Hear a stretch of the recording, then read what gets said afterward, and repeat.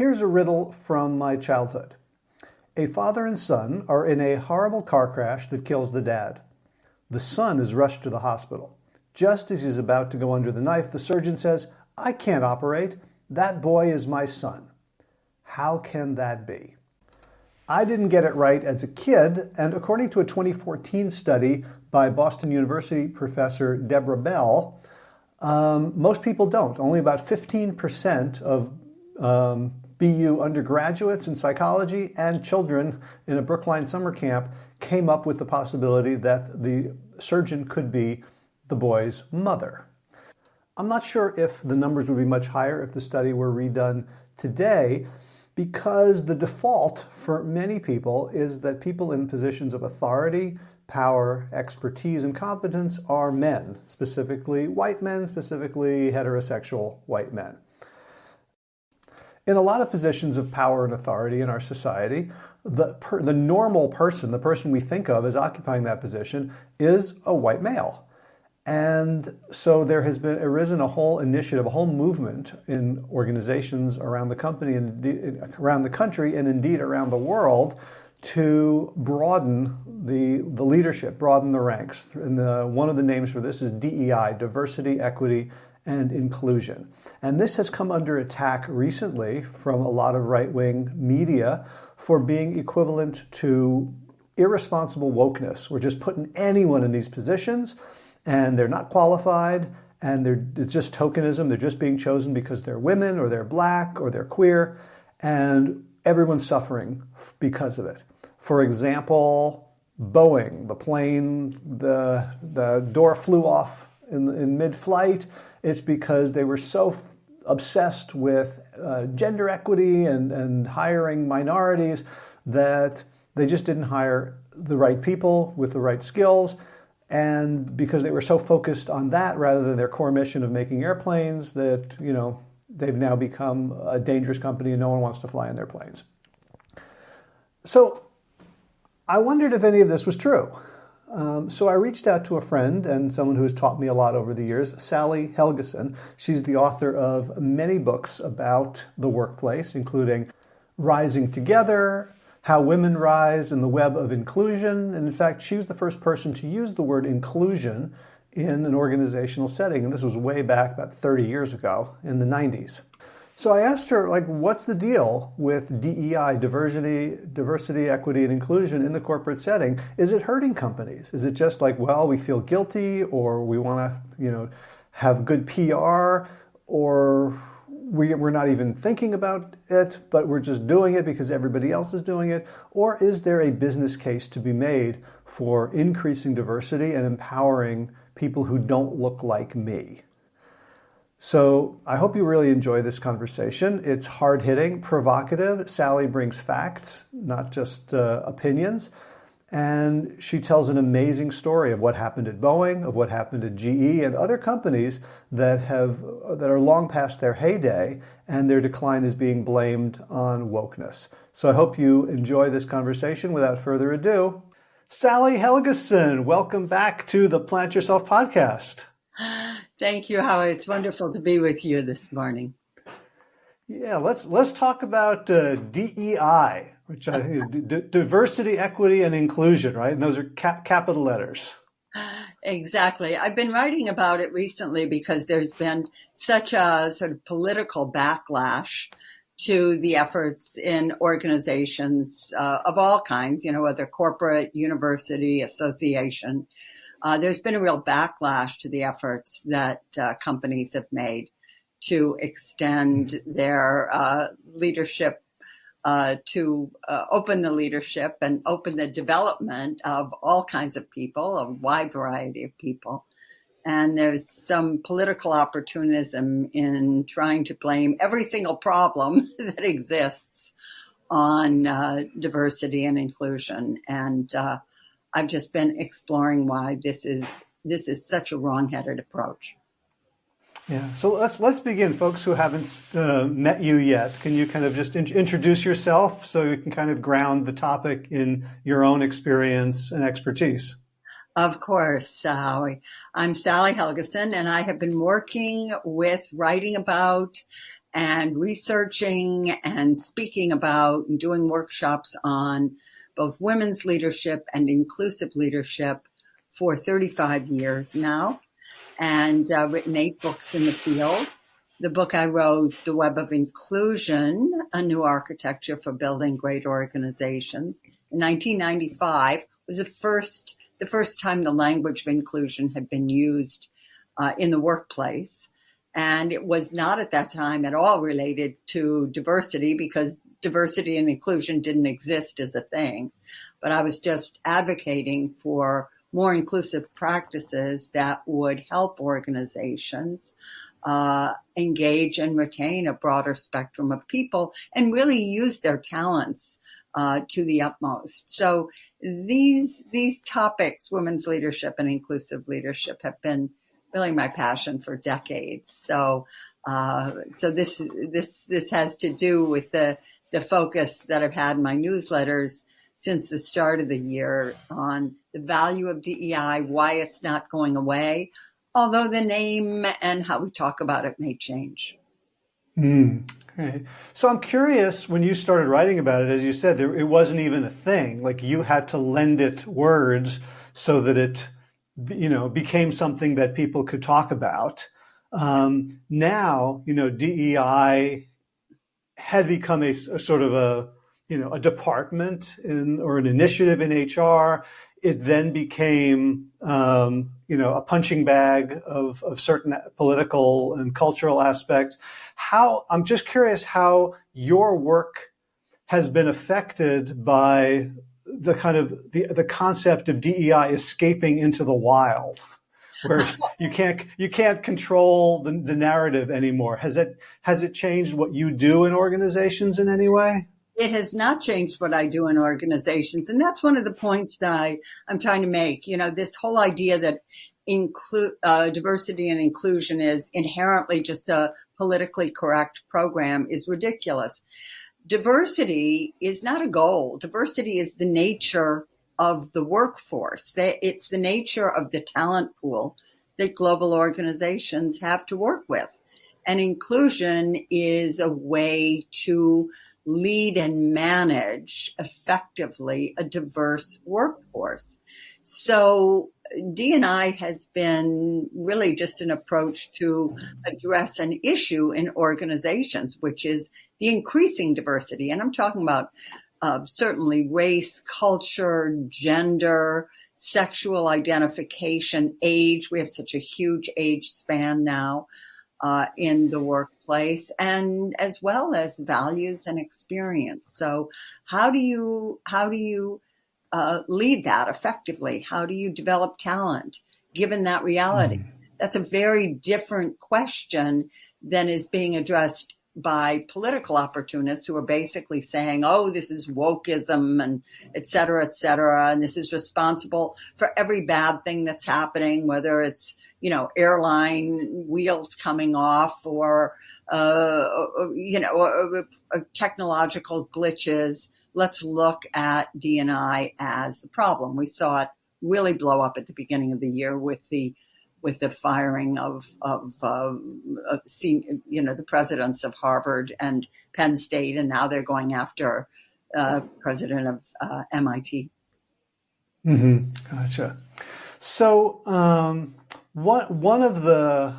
so there's lots of sort of noise and firecrackers about it, but I try to read works by sort of thoughtful conservatives and people of color who are not sort of lockstep in with my sort of knee-jerk liberal take on things. And one of them is John McWhorter, who is a Columbia University linguistics professor and a columnist for the New York Times. And he had a column right after Claudine Gay, the ex-president of Harvard, resigned, in which he said, it's not racism. And he said, but is it racism to question why she was chosen with a relatively, skinny resume of scholarship compared to other people that in a past era that might have been, referred to as tokenism, which he would say, is as bad or worse. And And so one of the points he made in this opinion piece is that capital DEI has an ideology behind it that's not the same as wanting those things, diversity, equity, and inclusion. So I'm wondering if you agree that there's a place to parse the sort of a philosophical underpinnings of capital D, capital E, capital I, and the way it's been presented in organizations, and the goals, or do they have to go together? Yeah, and McWhorter is someone I read, and I also, like you, read thoughtful conservatives, not knee-jerk, right-wingers, but thoughtful conservatives. I think it's a very important part of the reading I do as well, obviously, as that of people of color. But I think that I do think that organizations, universities, etc., they are focused on being well led, of course, but I think they're also focused to some degree on the perception that they're, developing intellectual content that is feeding a different perspective. And I think Harvard has been in the forefront of that. I'm not going to weigh in on the merits of Claudine Gray or not. I don't know enough about it. I read McWhorter's piece, but I've also read pieces fiercely defending Harvard's choice there. So, but I think that, one of the things that gets lost in the conversations about it that are political is the legitimate desire organizations have to diversify at the top, not just in the mid ranks. And that, is probably one of the things that was happening there. And it's a legitimate desire to pursue. Mm-hmm. Harvard has done some extraordinary scholarship like this 1619 project. And, some of the people involved in it may have been very ideological, but that's a separate kind of issue. And, those presidents were being targeted because they did a pretty poor job of representing what they were trying to do in the congressional hearings. They walked into a trap. And there are all kinds of reasons I think that happened, especially having to do with how the law firm that was representing them prepped them for that particular conversation. But what happened was these activists went after them as typical DEI. Let's look at the president McGill of University of Pennsylvania, who was the first one to get fired. It was like, she's only there because she's a woman. The MIT Sally Kornbluth, she's only there because she's a woman. So there is this assumed uber competence among white males. It doesn't mean there haven't been some extraordinary white male leaders. Of course there have. But there have also been some pretty poor ones in organizations, but it's never identified that way. It's like, oh, well, he kind of screwed up, or, he took the company on the wrong path with that decision to pursue whatever it was. But there's a lack of skepticism about that inherently. Well, you have a great sentence in today's Substack. So I'll say the second half of which is companies, and I think you're sort of quoting or citing someone, companies routinely conflate overconfidence with competence in white males, especially those in leadership positions. And you mentioned, Jack Welch, who is lionized as the CEO of the century, practically from last century. The parade, the clown car of Boeing executives who followed sort of Alan Mulally and did not do a good job. And example after example, that's where there should be skepticism. Like, oh, you're a white guy. Prove to us that you didn't just get in through the old boys network. Well, I agree with that strongly. And, Jack Welch, he did what he did. He moved GE from being a great manufacturing company to being a company that was dependent upon their finance branch, that was evaluated in the stock market as if it were a financial services firm during his tenure. That was part of what he was able to bring off. And then it blew up on his successors. And it's tragic watching that company sort of be hollowed out and trying to recoup now. But, it's not, it's just assumed that, it's never, these guys get so much of the benefit of the doubt from people. And the minute a woman or a person of color comes into a position of leadership, the first mistake is, well, they must have gotten that position because they were. It's never, that these, as you'd say, this clown car of leaders that Boeing had starting in 1996 with Phil Condit, that these leaders were, where they were because of the support they have, or because basically they were, part of the old boys network, as you put it, and that they had benefited from that. So it's not really a smart way to evaluate leaders, through this lens of race. Even, if it's white guys, it's like these guys benefited from the old boys network. That quote you read about the companies, that organizations are particularly poor at spotting incompetence among white males, is really from Tommaso Chamorro, Premusic Chamorro. I always get those backwards. Premusic Chamorro, who is at Columbia and also at London School of Economics.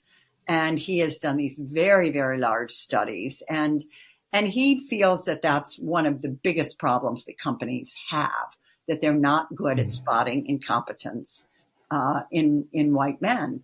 And that, why is that? And that penalizes not just women and people of color, but white men who are competent, because the companies are often dazzled by overconfidence, which is a huge problem. And a lot of the mistakes, if you look at a Boeing, if you look at HP, a lot of the mistakes that were made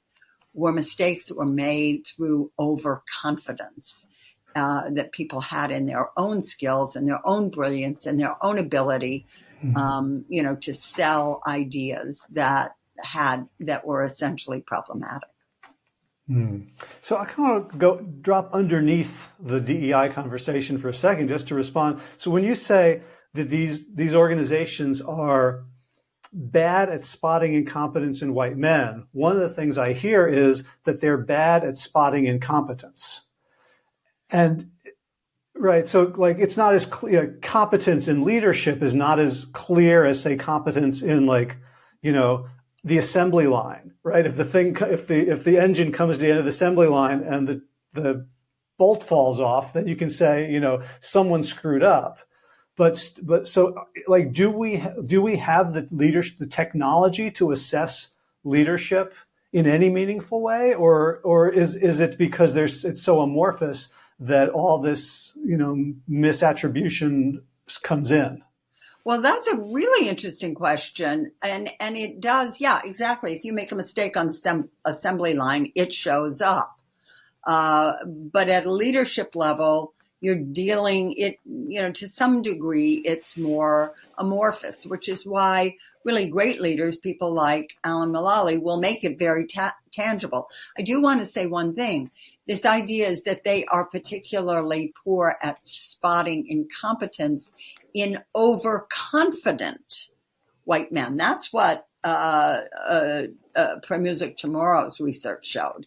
And there are fewer women or people of color naturally who are going to be overconfident because they haven't had that kind of support and that kind of endless affirmation of you're wonderful, oh, you're brilliant, etc. Let's put you on the cover like Jack Welch of Fortune magazine every other week and talk about, the company as if it is you. So that kind of overconfidence is more characteristic of people, who've come up with the kind of support of the Old Boys Network. So that's really where the problem is that overconfidence will tend to override more tangible evidence of issues. Okay. And so I want to push back on that a little bit. Okay. Like when I was in school and I took a math test, like if I got a 72, my confidence made no difference. It seems like, there's a differential effect on different groups of people, but the underlying fact is like, are they good at, do we understand how to evaluate leaders? Is it just about, the stock price in 2 years? Or is there a rubric? Like, you and I belong to a networking group that kind of has a basic understanding of what leadership is. Led by the writing of Marshall Goldsmith and lots of others around, being vulnerable, admitting your mistakes, inclusive, empowering others. Like, what's the bottom line sort of research on, like, are there behaviors that routinely translate into great leadership or good leadership or competent leadership? Or is this the overconfidence problem a symptom of we have no idea what makes a good leader? I think that's a really interesting question. I know that I'm familiar with this human flourishing project at Harvard that's going on right now, which is trying to identify what primary factors create a culture in which people are most likely to flourish. That is, really realize their talents, feel that their work is satisfying and rewarding and sustainable. So that's an idea. They're looking at that so they can then assess, how that happens in a team, how that happens in a unit, a division, and in an organization. And it usually comes down to the leader. It just does. If a team has a leader who is capable of listening, of demonstrating, of not disrespecting people, of treating people well, of being inclusive, then you're more likely to have a team that flourishes. But it's not always those people who are on track for leadership, because there are a lot of other concerns at the leadership level. I think that where the assessment of leaders often goes astray is this presumption that someone is a visionary or a big picture thinker, which puts a lot of pressure on an individual to sort of come up with things that are original and arresting and that may not necessarily be in the long-term interest of the organization. And that's, I've heard that for years, this idea of being a visionary. And often when I followed the auto industry. I won't say I studied it, but I followed the auto industry in the United States for many decades. And during its period of real struggles, that's what they were always looking for. They were looking for, the Roger Smith at General Motors, who was the guy who, his vision was robots and, moving to robotize basically everything, the teams, how teams were led, et cetera. So that was considered, a big picture idea. So that kind of thing, I think there's a real map and an overlap there with overconfidence. And I don't think that leaders are necessarily assessed based upon the actual attributes that develop an organization to be a place where people can in general flourish. I don't think, I haven't seen that, and a company will have a fantastic leader in that mode like Alan Mulally at Ford, and then turn around after that and look for leaders who, weren't were very different in their philosophy and approach, but who had a big picture, a vision. Now they're finally, back to having someone more in the Allen mode at Ford. But that I find that really fascinating. God, so many tangents I want to go on. Like you've just like thrown steroids on my ADHD. I want to have like 12 separate divergent conversations at the same time right now.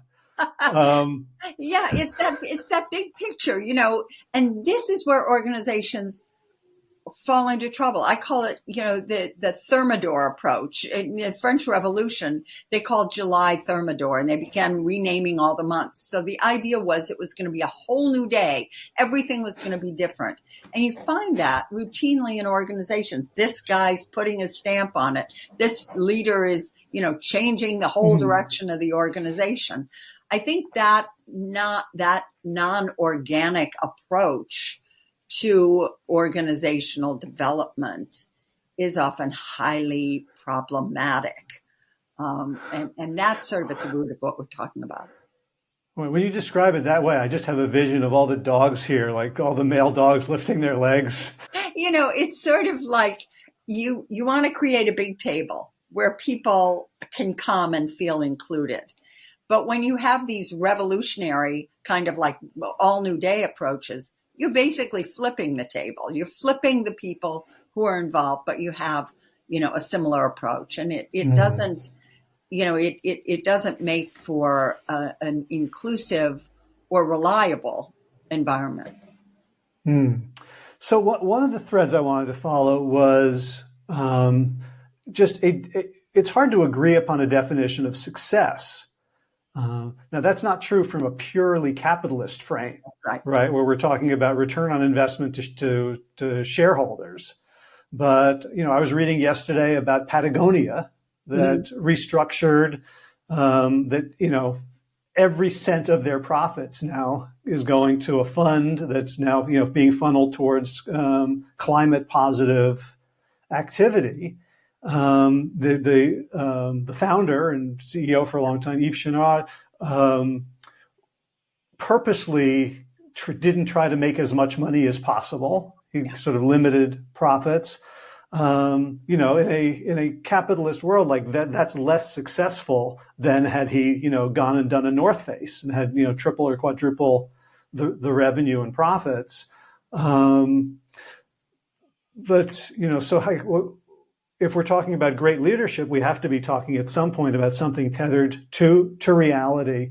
What are the things that increasingly we should be looking at in terms of, is this organization a success besides everybody's getting rich?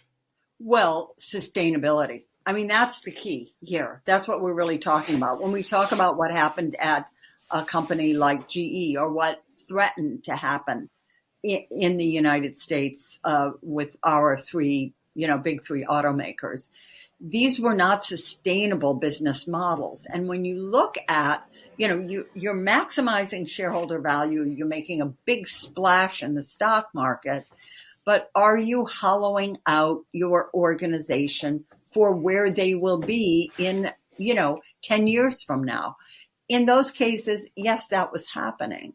So I think the key here is really, is this a sustainable approach? Is this sustainable development, sustainable growth? Patagonia is describing or defining sustainability in terms of the sustainability of our planet and our, ability to address those challenges.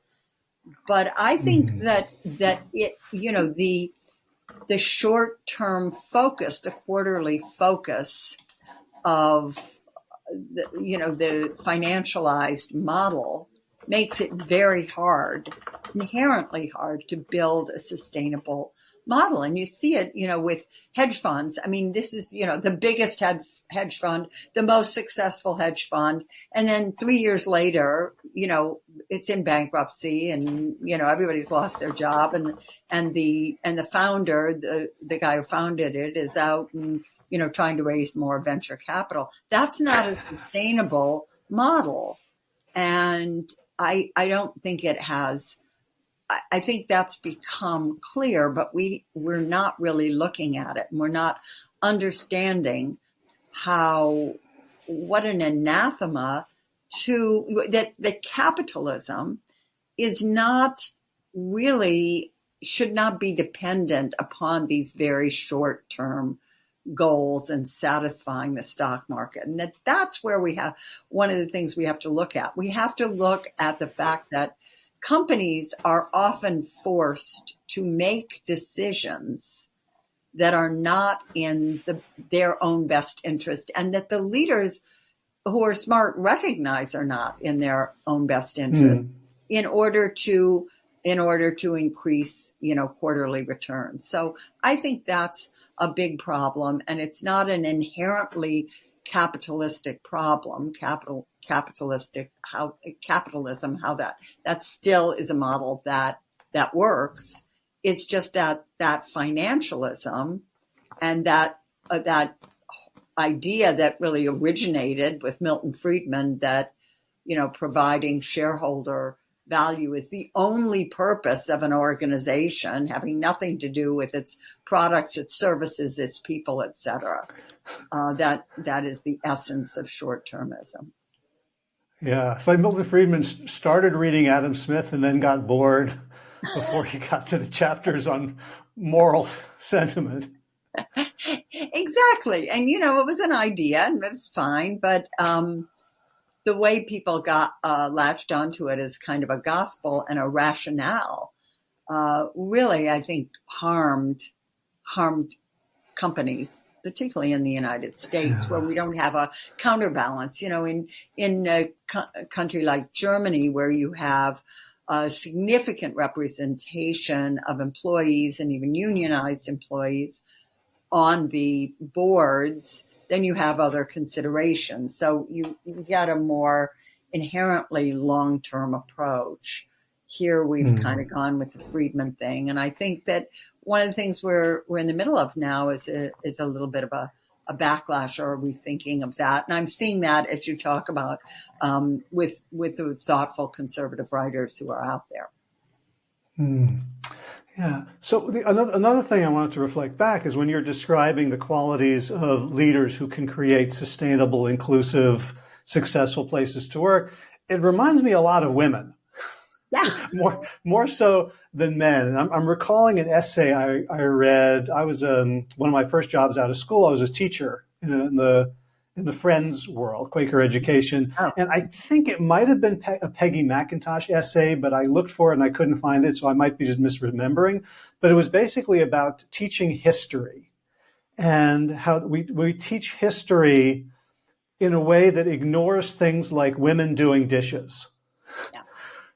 Right? Like the warp and woof of everyday life is somehow not considered important, but it is the visionary. It's the one who's going to go break things, the person who's going to, put satellites up and send people to Mars. And, there's certainly a place for that, but it ignores the fact that the basis of sustainability, it's almost like, I've been a vegan for a long time. So in that world, like the hunters get all the glory, but the only reason they get to hunt is because the gatherers are keeping everybody fed. So they can go and do this risky thing, like go out and chase a big beast and come back and beat their chests and have a ceremony, when chances are they're going to fail, but they know there's food at home because the lady's got the tubers. That is so right. You're so right, Howie. It's really fascinating, the extent to which that's happened. And this is something I really do have some information on. It's always fascinated me that women do have over the last 15 years started businesses at a higher rate than men, but they're much smaller businesses, and they are not capitalized at anywhere near the degree that the businesses men start are capitalized. And this is in part because the banks and the VCs are not as, they just have a harder time with women. And there have been studies done and lots of prep done for women to to make the pitch for VCs. But what I've seen is that women often start businesses, not because they want to assume a lot of debt and grow fast, break things, as you say, but grow fast and then sell it. They start a business because that's where they want to work. And they want to provide a good place to work for people that they've worked with, often other women who they feel aren't getting recognition. So it's a completely different business model. Margaret Heffernan wrote a brilliant book about it called How She Does It, about women who start their businesses and what their goals are and what motivates them. And it's a much more sustainable idea of motivation. I want to start something that I'm going to enjoy working in and that the people I hire are going to enjoy working in. This is a more sustainable model than how much capital can I get to grow the company as fast as I can with the idea of selling it. And the women don't necessarily want to sell it. So what Margaret found was a lot of these women said, I don't want to assume a lot of debt because then I cannot run the company in the way that I want to run it that fulfills the reason I've started it in the first place. So I thought that was really fascinating, and it speaks exactly to your point about that idea of building sustainable community and why and how that is so different than building a company that grows very fast and can be sold and that dazzles the market and, gets listed as quickly as possible, et cetera. Yeah, it's funny. I was just reading this morning a book called The Thought Leader's Practice. Yeah. Right. And one of the things you say, like, there's a difference between a practice like you and I have and a business, but we are told to build it like a business. And this is like one of the key distinctions is, do you want freedom or fulfillment? Yeah. Right. If you want the bit like, okay, I'll work hard, I'll put up with stuff, but in 3 years or 10 years, I'll sell and I'll be a multimillionaire and I can live on the beach and sip drinks with umbrellas. Versus, Sally Helgesen Inc. Sally Helgesen wants to keep doing what she's doing because it has an intrinsic inherent value and meaning and joy and purpose, as opposed to, I'm going to cash out. And so if you're not going to cash out, then none of your investors is going to cash out either. And so why would they invest? That's a wonderful point. And I remember a group that I was part of that Marshall actually started of thought leaders, people who were in the field of leadership, who did research, who wrote books, et cetera. And there were a lot of very interesting people in it. And in the 90s, everybody was trying to figure out a way to cash out. And how were they going to do that? And who were they going to sell their intellectual property to? And most of those efforts actually just kind of blew up. Either they happened and they were very unsatisfying to the person. The person ended up getting ripped off, even losing the capacity or the ability to use their own name in their businesses going forward, et cetera. It was not a successful thing. And I'd always been allergic to the idea of starting a business because I had seen how that looked. And I thought, this is not what I want. I don't want to employ a whole bunch of people. I don't want to be responsible for 5 or 10 or 50 people's health insurance. And, keeping that idea of practice, I love that. And I think that's been lost, in the medical field.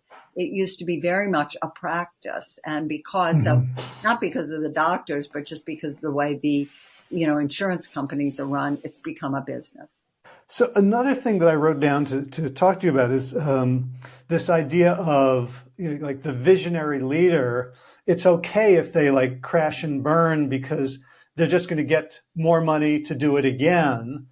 But very often, not very often, but occasionally they'll succeed on some outlandish. And it reminds me of, I don't know if you've read Annie Duke's book, Thinking in Bets. No. It's a great book. She was I think a professor of something who quit to become a world champion poker player. Oh, I've heard about her. Thinking in Bets. Oh, that's interesting. Okay. Yeah. And her point is you don't judge a decision. And she said every decision is a bet. essentially. And it's because, just as in poker, you don't know you don't have all the information. So you're making a decision, you're taking an action based on incomplete information, playing the odds typically, and whatever information you can gather. So it's like, you don't judge the quality of the decision by the outcome. You judge it on the merits of what was known at the time. And so when I see, go back to these very, very overconfident, typically white males, some of whom get it right. Yeah. It doesn't necessarily mean they're going to get it right next time. In fact, it probably means that they're even more overconfident, less willing to look at disconfirmatory data or trends. And, they become the more successful they become, the more dangerous in a way.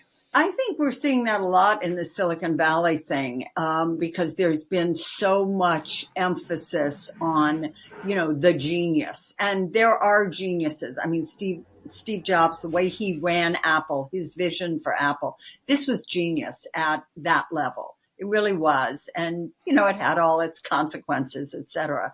But there's this such a focus on genius that you'll get guys. I mean, Elon Musk was fired from PayPal. He kept trying to get PayPal to change its name to X. And, the idea that people were going to put all their money into a thing that, an X that looked like it was an X-rated movie was, something that the other people there, his partners, just said, absolutely not. So he got fired, and he had lots of issues that were challenging. And this, was able to, put his name on Tesla. But, a lot of these guys, I mean, what's happened to Twitter is a perfect example of, just because you had a big success and everybody wrote about you and you became kind of famous and everybody thought of you as a genius at one thing doesn't mean that that's going to happen with something else. And yet, what happens from my perspective is that VC, more than organizations, is dazzled by overconfidence, absolutely dazzled by it, and willing to endlessly fund people, who have screwed up. I mean, look at the banks with Donald Trump, for God's sake. It's just problem after problem after problem, and bankruptcy and pulling out of this deal and, endless lawsuits, and yet willing to keep funding and funding and funding. So this is a problematic model. So it always fascinates me when there's such a glaring inefficiency in a market that doesn't get addressed. Like, you think of capitalism, like, for all its flaws, it's kind of like nature. Like, it abhors a vacuum. And if someone can make a buck, but, sort of the Moneyball perspective. Right, like there's an inefficiency. Someone's going to find it. Someone's going to exploit it. And yet, there's so many cases where I think, I was in sort of food and nutrition and health for a long time, thinking, what if you had an insurance company that, paid for prevention rather than, the $1 million open heart surgeries after the third heart attack, right. And yet it doesn't really exist. There's so much in place that's going to block that. And I think, why don't a bunch of people get together, create a VC fund that really looks at, Moneyball type numbers, like who is likely to succeed? What are the qualities of a leader? And funds sort of quiet women who aren't into a revolution, but are just into, right? Like, there's so much research about, all-star CEOs moving from one company to another and then failing, because I think, maybe this is what you're saying, because they're bringing their own big brand, as opposed to a quieter leader who's more into, how do we turn this institution into the best it can be, rather than how do we remake it in my visionary image. In my image. And, Boris Groysberg, who's at Harvard, I think he's both in the School of Education and the School of Business, wrote one of the most brilliant books I've read in this, certainly on this topic, called Chasing Stars, where he did a long-term longitudinal, I think it was over 10-year study of the most successful analysts on Wall Street and the portability of their skills, because these people move around all the time. They move constantly from one firm to the next, and they get a better deal here, then they get a better deal there. Sometimes they're at a place for a couple of years. And what he found is that, in fact, their skills were not very portable. They would have a huge success at one place, and then they'd get hired for a lot more money with bigger bonuses, et cetera, at another place, and it wouldn't translate. That the ones who stayed in place had much more success. And he said what they underestimated was the value of the support they got at the organization at which they were first successberg. They couldn't see that because they believed it was them. They believed it was they themselves. Now, what Groisberg also found was that this was not true of the small number of women who were top analysts, that they were in fact very good at assessing the moves they made, and their skills turned out to be much more portable. There were more cases proportionately, or, in terms of, just their small representation of women who were able to successfully move their skills to another firm. So we wanted to find out what that was. His quantitative study wasn't revealing it. So they went and interviewed the women who had done this successfully and the women who hadn't done it. And what he found was they were much more concerned with what the actual experience at the place they were going would be, who they would be working with, who the leader was, what the culture was like, how it would support their desire to have a satisfying and rewarding career, as opposed to just, well, it's a no-brainer. They're paying me X more and they're going to give me a bonus of X million, which was mostly the assessment that the guys were making. So I thought that was really fascinating. So it's this whole idea of context and the desire to have a satisfying life. Now, by the way, I think this has become a much more widespread way of thinking among men in organizations. I see that, wanting to have a career that's inherently rewarding rather than just one that looks fantastic on paper and pays you very well. So I think that whole discussion we're in about purpose and flourishing and all is part of that. And it's a very good sign. And I happen to think it was to some degree influenced by women.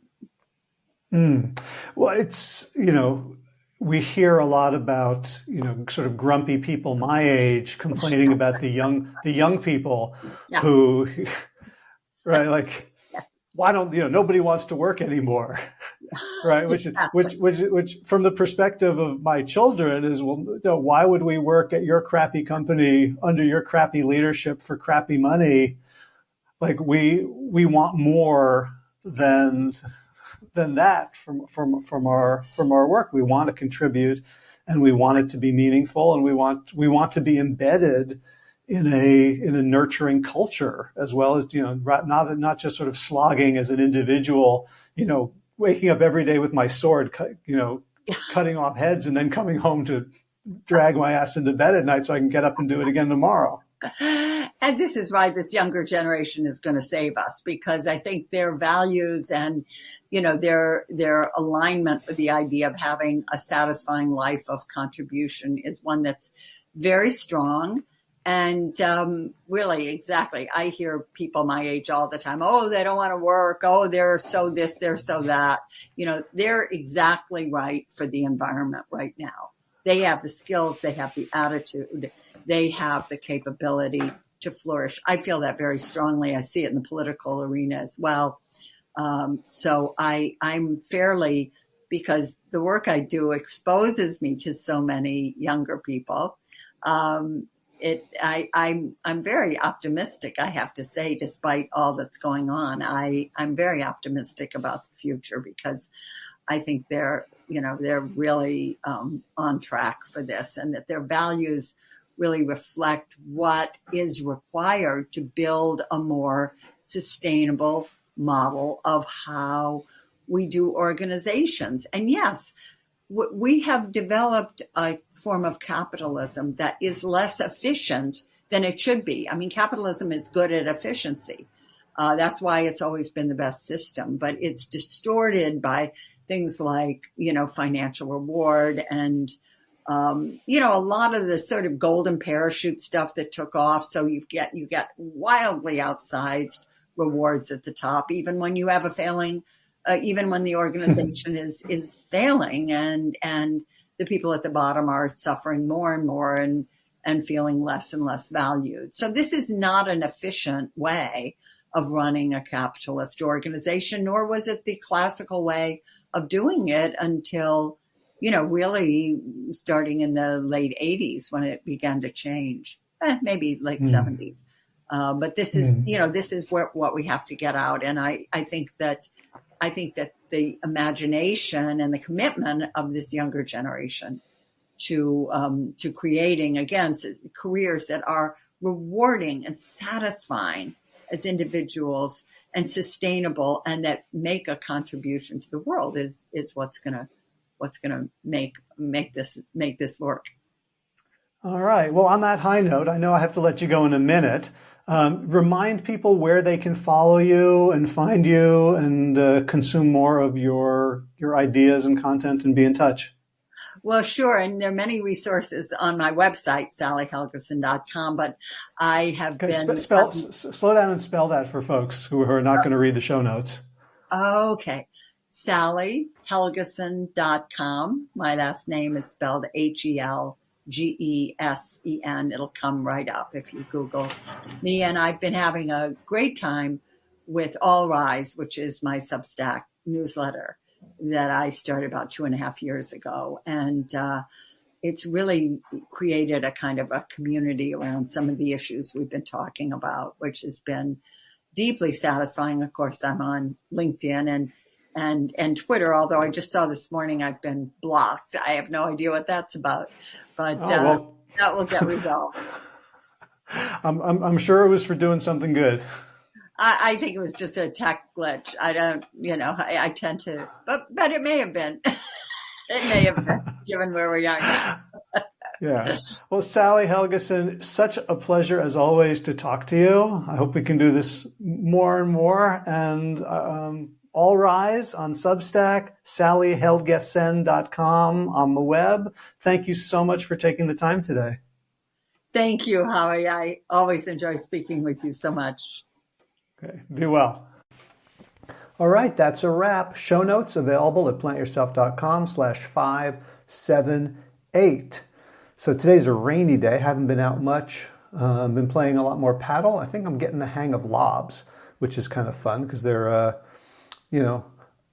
great strategy if you can get them real close to the wall. It's very hard for people to swing their paddles well enough when it's very close to the glass. So I'm working on that. And also working with my trainer, Jay, on building stamina. He went to the beach the other day, and I'm running in a direction, and then he barks out a 90-degree turn left or right, and I go do it and dig my feet in the sand. And it's starting to pay off. According to my friend Miguel at Ultimate, I'm running faster and better than I was when he first met me, so yay.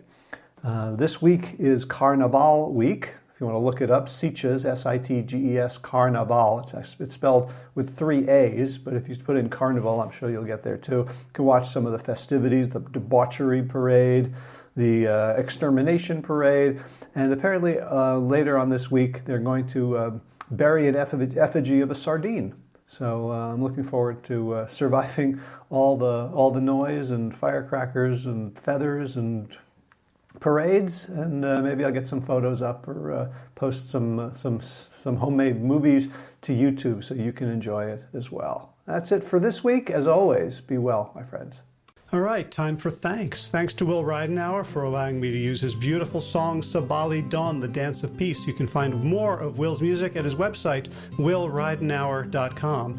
And of course, thanks to all of you Plant Yourself podcast patrons.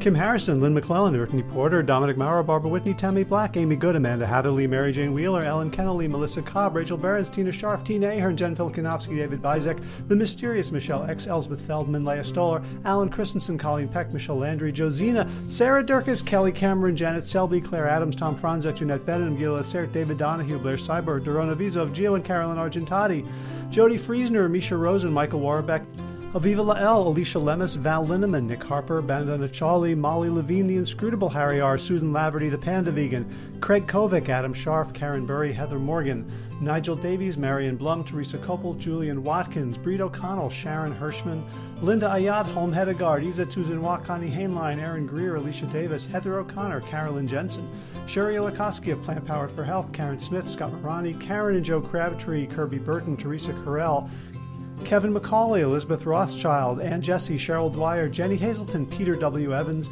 Dennis Bird, Darby Kelly, Lori Fanny, Linnea Lundquist, Emily Iconelli, Levy Wallach, Rosamund McAtee, Dan Picorni, Stephen Leenan, Patty DiMartino, Mike and Donna Kartz, Deanne Bishop, Bilberry Elf, Marjorie Lewis, Tricia Adams, Nancy Sheldon, Lindsay Bayshore, Gunmarie Hagan, Tracy Gullidge, Laura Heaton, Meg from Mama Says, Stacey Stokes, Ben Savage, Michael Kay, David Hughes, Connie Rogers, Claire England, Sally Robertson, Paranganchi, Amy Daly, Brian Tourville, Mark Jeffrey Johnson, Josie Dempsey, Karen Schmidt, Pamela Hayden, Emily Perryman, Allison Corbett, Richard Stone, Lauren Vaught of Edible Musings, Aaron Hasty, Sean Owen, Sagar Naik, Erica Piedra, Danielle Roberts, Michael Lushton, Sarah Johnson, Catherine Floyd, for your generous support of the podcast. That's it for now.